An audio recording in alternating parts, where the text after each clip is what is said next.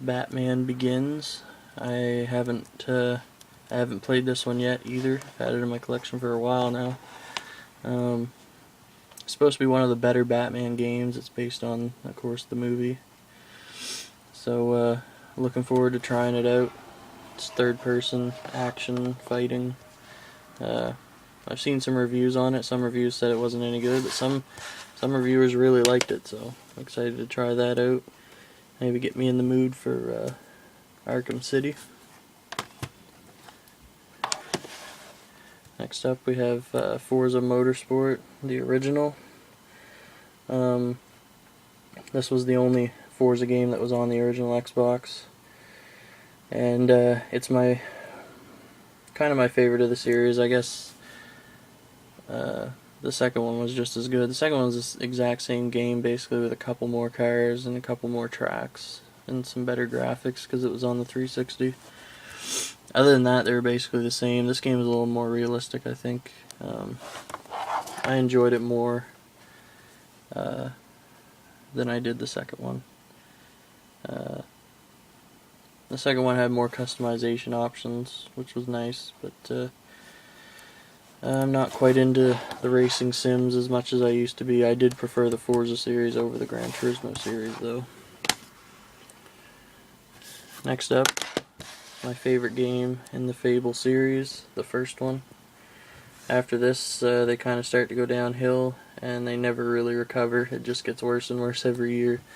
But if you've never played Fable, the original, don't let the new games fool you. This is a spectacular game. It's an awesome RPG.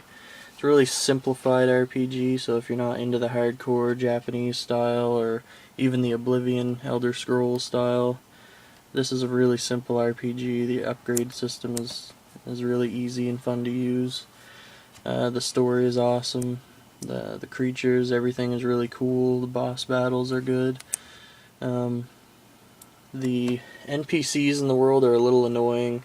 Their voices and everything, it's just in a style that's just kind of annoying to hear them talk. And they talk a lot.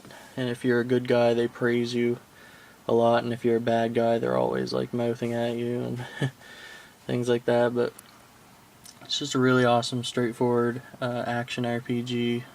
Lots of different weapons and armor. Lots of magic spells. The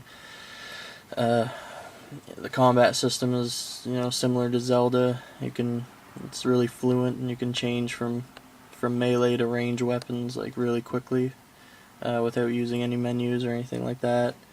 And you can also change to using your magic spells as well on the fly. So it's hard to explain, everything that you can do in this game, but it's really fun. It's like Zelda meets, as Ocarina of Time meets a full-on RPG, basically. And you can choose to be good or evil. This is the Lost Chapters version, which is like an extended version of the game. When the regular version ends, this version just keeps on going. So it's the full Fable game, and then where it's supposed to end, that's when the Lost Chapters kick in, and you go to a different place with a new map and everything, and there's new armor and new weapons. And it's basically just an extended, it's another maybe 4 or 5 hours worth of gameplay with the Lost Chapters. So I would recommend the Lost Chapters, even if it's a Platinum Hits. I don't really care about that.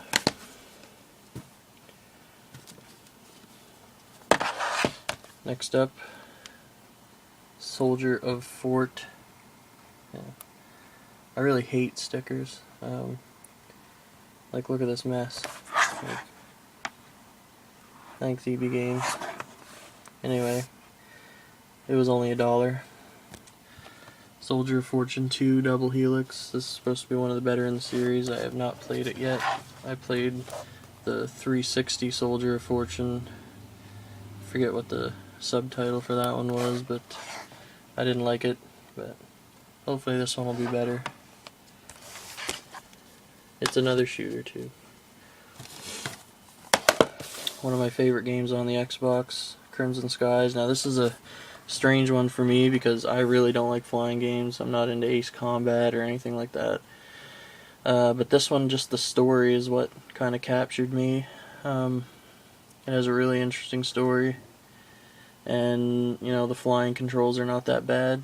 So at first I didn't like it, but then once I get into it and realized that it had a pretty interesting story, I sat down and you know, got into it, and I couldn't put it down until I beat it. I've actually beat it a couple of times now, just recently, and yeah, I beat it when it first came out, and then I beat it again recently. So really good game.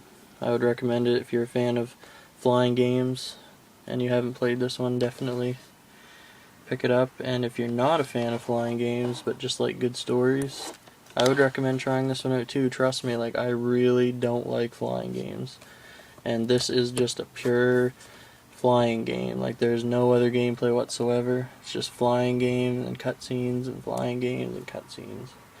So, but I really like it, and I'm not a flying game fan, so take my word for it. Try it out if you haven't already. Next up, another racing game. This was my favorite on the Xbox before Dirt, the Colin McRae Rally 2005. Just a really fun rally game. Really fun to play with a friend. The courses and everything. It's a rally sim, so there's nothing arcadey here. Your cars will fall to pieces if you roll them down a hill or crash them into a tree. Like, the tires fall off, the doors, windows break out, like everything. The damage is really always awesome in the Colin McRae games. Next up, Max Payne 2, followed Max Payne. I've yet to play this. I wasn't really a big fan of the noir style games when I was younger, but I did recently pick up the first Max Payne, and I completed it, and I really liked it, so I had to go out and get this one, but I haven't got around to playing this one yet, but I will. Basically a third-person shooter. You know, if you've seen Max Payne the movie, it's the movie really captured the spirit of what Max Payne is. The movie itself sucked, but you know, it's just dark, roaming the streets at night. You know, third-person shooter. Decent game. Max Payne is like a detective, and his family is killed in the first game, and so you're basically out to get revenge, take the law in your own hands, kind of thing. It's made by Rockstar. Well, it's made by Remedy and published by Rockstar. So, Remedy are the makers of Alan Wake. This game is nothing like Alan Wake, but anyway. Voodoo Vince. This is an interesting game. I don't know how well this did as far as sales or anything goes, but I didn't really play it when I was younger.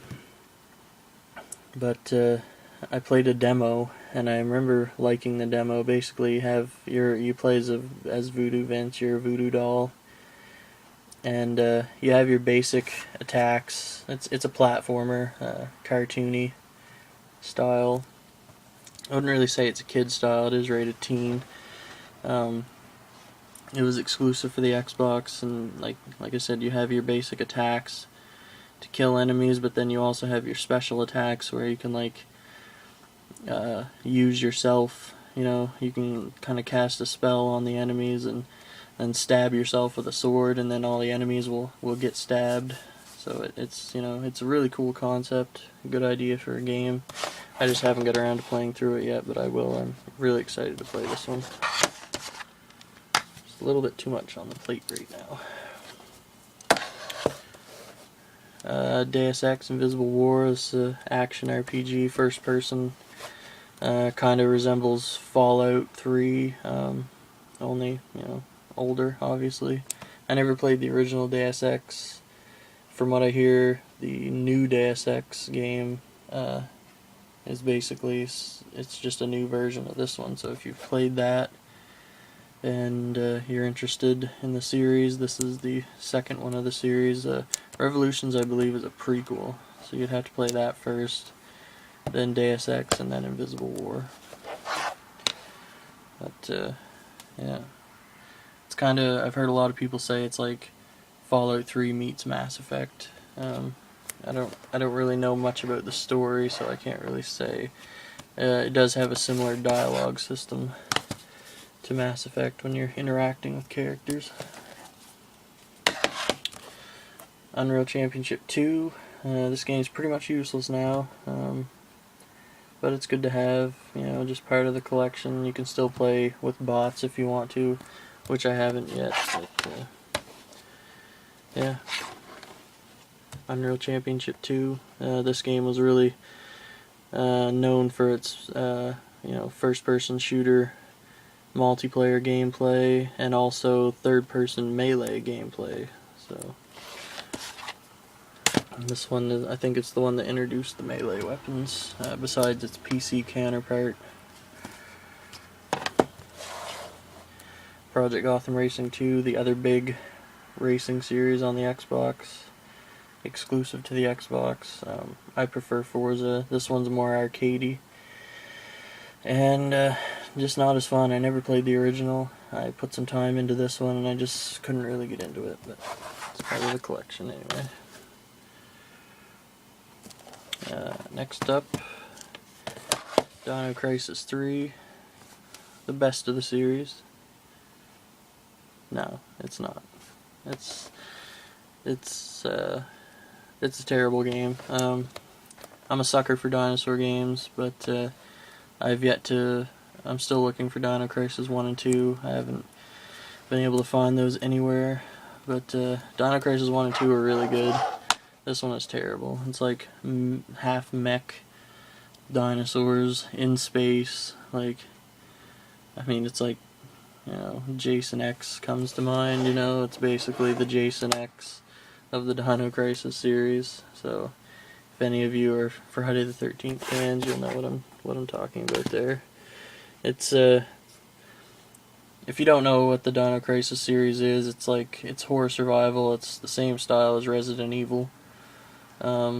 It's pretty much exactly like Resident Evil, only with dinosaurs instead of zombies. So if you're a fan of Resident Evil, you might like it, or if you're a fan of dinosaurs as well. Call of Duty 2, big red one. Arguably the best Call of Duty game on the Xbox, if we're talking just the Xbox alone. The only other ones were Finest Hour and Call of Duty 3. Some people may say Call of Duty 3 was better, some people may say Finest Hour was better. I personally liked Finest Hour better than 3. But there's just something about Call of Duty 2 that I liked a little bit better than Finest Hour. I don't know, maybe I'm crazy.